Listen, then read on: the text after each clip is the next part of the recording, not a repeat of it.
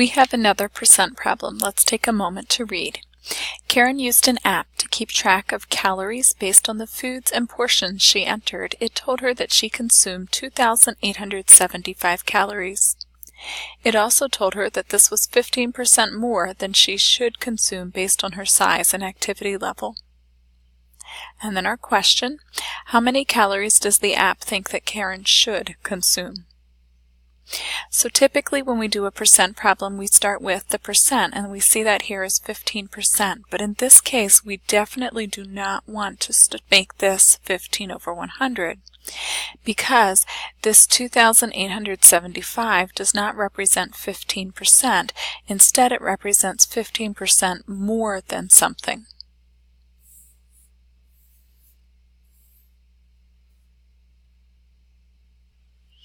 So 15% more than what? Well, 15% more than she should have. So if she eats exactly the calories she should have, she will eat 100% of her calories. So the 100% represents what she should eat. And then this more than idea represents addition. So we're going to add 15% more than that. And that gives us 115%. That 115% represents what she did eat. So when I go to solve this problem, I want to take the 115% and I want to make it into a fraction. So 115 over 100. We know that she ate the 2,875, and that's in the same location as the 115, and we want to figure out, well, what should have she eaten?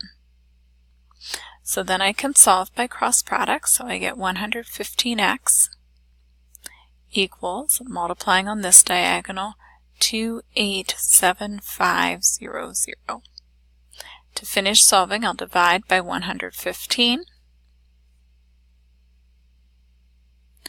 And that'll give me x is equal to 2,500 calories. So if she ate 2,500 calories, that would be 100% of what the app says she should eat. She indeed ate 15% more, and so we have right here this addition to get that more than to get to the 115%.